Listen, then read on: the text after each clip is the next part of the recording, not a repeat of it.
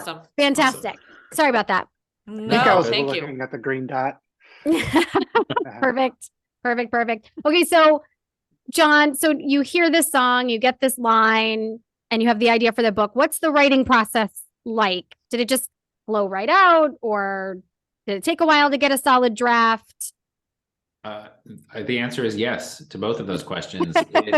It did flow right out. When I read to classes, they ask that question, how long it took. And it's one of my favorite questions because I tell them I wrote the book in less than a day, because I think my first draft, it took a couple hours. Okay. But then I spent months, over a year in total, editing it, because the original draft was about 2.5 times this length. So it was over 1,000 words. And because I was trying to, I think part of what it is, as we talked about earlier, it's a difficult concept for adults. And I found myself just having to kind of explore additional endings and beginnings from all different angles to try and find a way that made it make sense to me. And that's what I tend to do. I tend to overwrite and then cut rather than underwrite and add.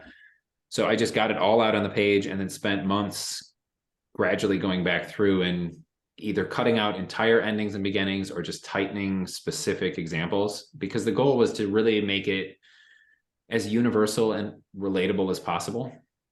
So things that most kids could really anchor into. It maybe not all of the examples, but most of them.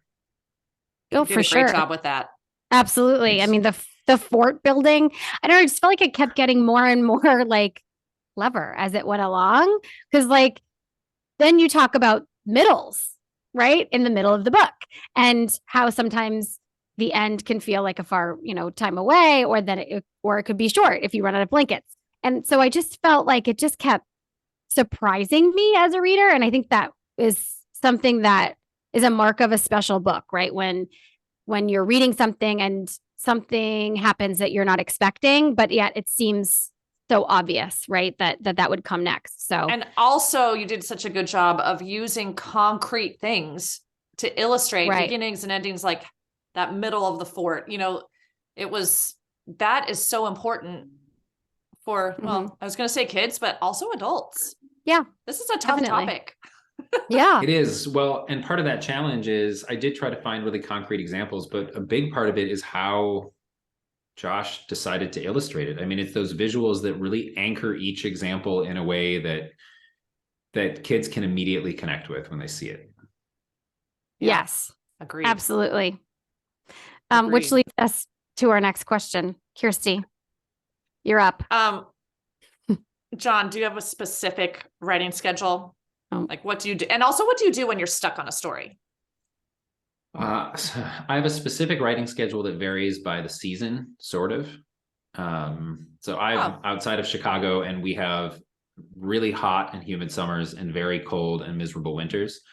And I'm a year-round outdoor runner. So in the summer, I like to run really early to avoid the heat, but then in the winter, I run later in the day to avoid the brutal cold and hopefully get some sun. So all of that said, I do tend to be a morning writer, but that shifts in the summer because I'll run first before that.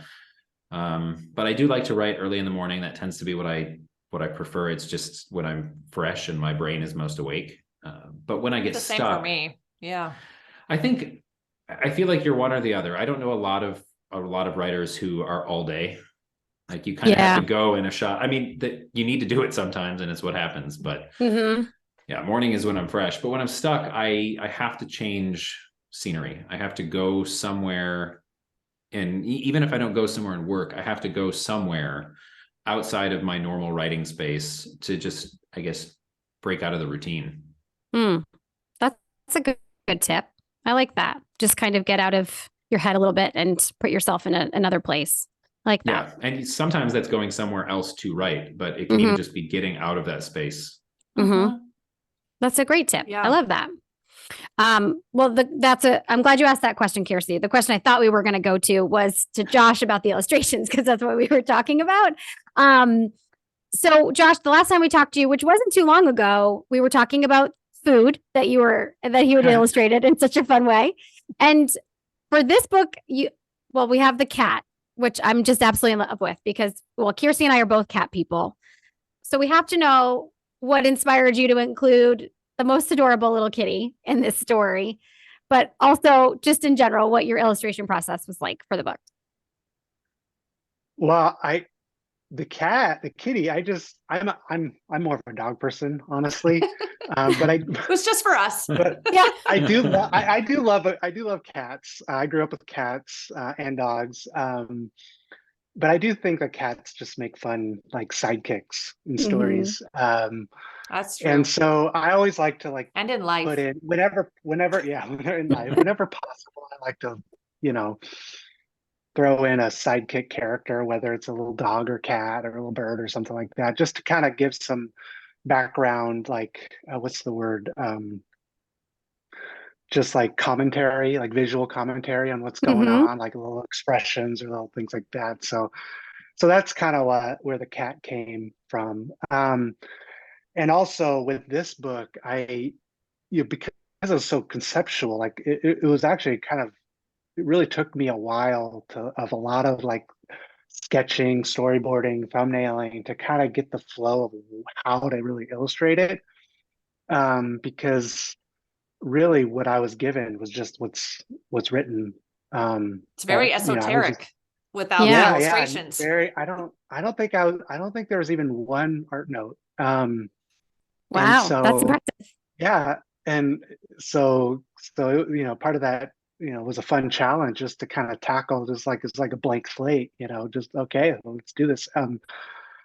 So one of my original storyboards, thumbnails, was, and I don't know if John, if you ever saw this version, was the character, the girl, you never saw her face.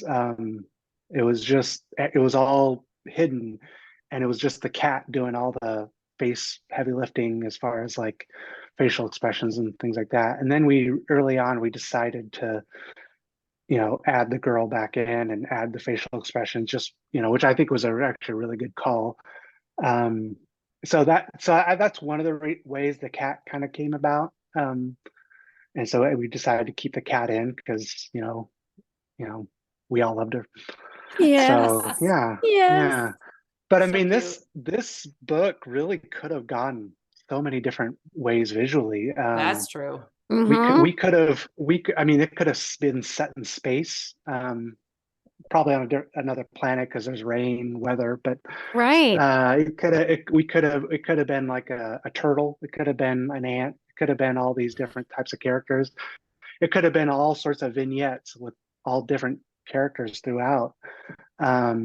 So it took some kind of exploration to really nail, like, the overarching art. So, but I began with the stuff that John wrote, the lunch, the fort, the things like that, and I just build it from there. Yeah, because the art is really a story in itself too, right? It's like you said, you could have illustrated that in so many different ways.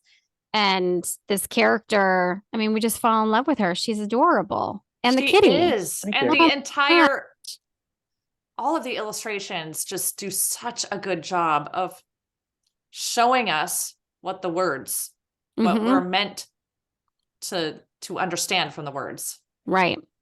Exactly. It's so important. Thank you. Yeah, it's so great. John, do you paint or draw or sketch every day, or Josh? Oh, Josh. Oh my goodness. I'm going to have to Josh. Josh, do you paint every day? What's your schedule like? Yeah. Well, I have to draw every day just because that's my profession. But I try to draw for myself every day, just something, and, something that's not dictated by a book I'm working on or a project I'm working on. I don't do that every day, but I try to.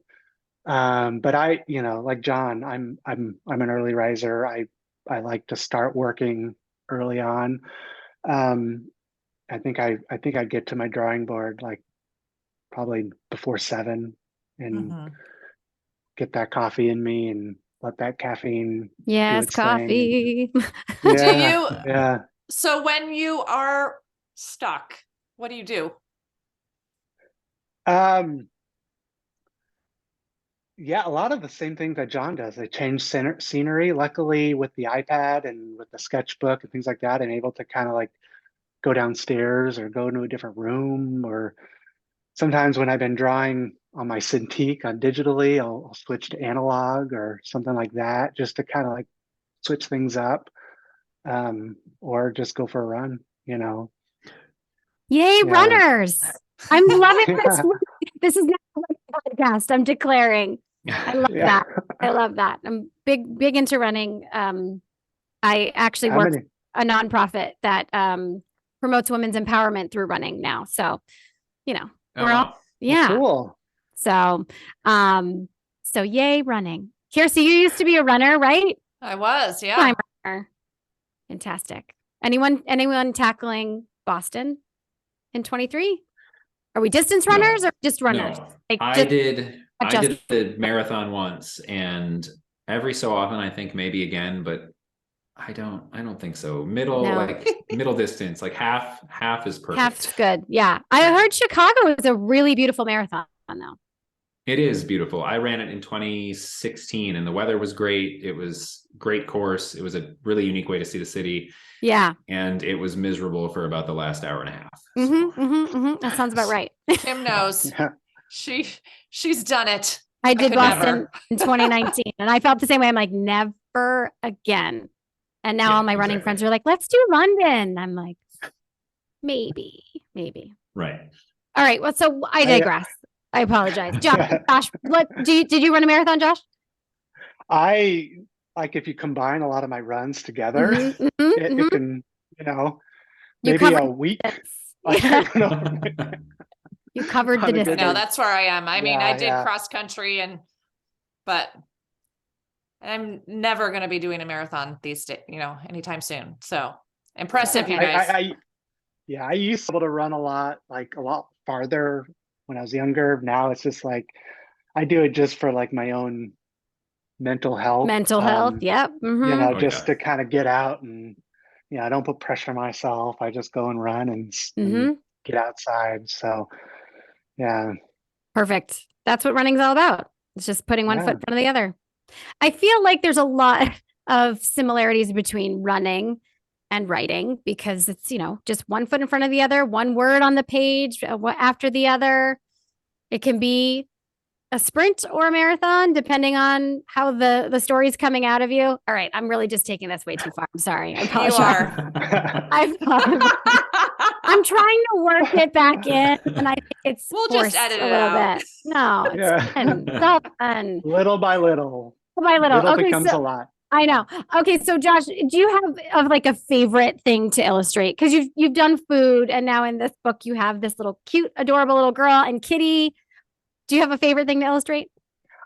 I love illustrating just characters. I just if there's fun characters doing fun things, that's what I love doing. A lot of my characters are either animal based or food based. I don't know, or monsters or aliens or things like that. So this is kind of a little more of a rare opportunity to draw an actual person. But yeah, I love just drawing fun, silly things. Yeah. There's just so much energy. You do such a good job of it. Yeah. I love And your the color palette, expressiveness. so vibrant. It's so great. I love For it. me, and I've told you this before, Josh, but it's the facial expressions. You're so good at the facial expressions in this book, but in all of your work. I love the facial expressions on your characters.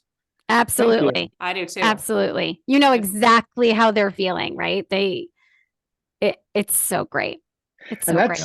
Thank you. And that's one of the reasons we decided to add the character back in, because the facial expressions help tell the emotional side of the concept of the book. So I think that was a really good move. Some feedback that we received on that.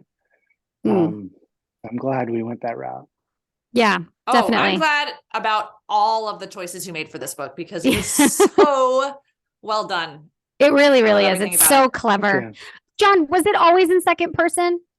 Is that how it came? Was. Okay. Yep, I was curious about that. Yeah. it feels like it fits that way, right? I'm not sure you could, if you altered the point of view, I feel like it would just change the book completely. So I think that was just such a smart choice. Thanks. Really yeah, great. I tried after drafting it. I did try third person, and I think I made it, I don't know, a handful of pages, and it just felt so weird, and it pulled you out of the concept, and it was so hard to write that I just knew it wasn't meant to be written that way. Interesting. So stuck with second. Good for you for trying it, though. Guess you just never know until. But it's always it probably good to experiment, right, and it probably solidified for you the fact that no, it has to be in second person. Absolutely, yeah. Yeah, that's great. So we have one last question for each of you, and it is, we're going to start with you, Josh. When someone reads this book, what do you hope they feel or learn? Well, I want them to want to read it again. I'd love for that. Begin again. Yes. And this is probably true for most of the books I do. I just want them to have a good time, just to, I don't know if it has to necessarily be anything real big, real deep, especially, with children reading books. I think that's always a good thing. If they're reading books, they're doing something good. Agreed. So that's, I think that's a good place to be. I want them to want to keep it on their bookshelf. Definitely. They definitely will. For sure. John, same question. When someone reads this book, what do you hope they feel or learn? Yeah, and I'm very much in the same boat. I mean, I hope learning is less important. I just hope they close the book and they feel something. Like there's something about it that they take with them, something that they remember. And that could be something that they learned, but it could be a really funny illustration. It could be a funny line. It could be the way that their teacher or librarian or parent or whoever read it to them. Something that after they walk away from it, they remember that book, they remember that page or that moment. And, to Josh's point, that they want to go back to it. Because a book that they're eager to revisit.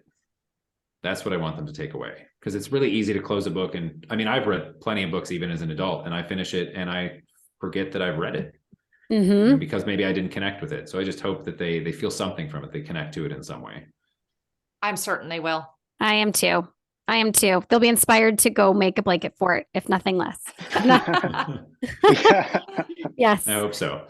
It's so fun. It's just, I mean, Kirsty and I were talking before. It's so clever, and such the partnership of the words and the art together just make it so accessible for kids. And I know that lessons aren't the most important part of kids' books, but it really has this beautiful lesson of things come to an end, and that's just natural, and it's okay. And that just means it's opening the door for a new beginning for something else. So, well done. We're so excited to feature it.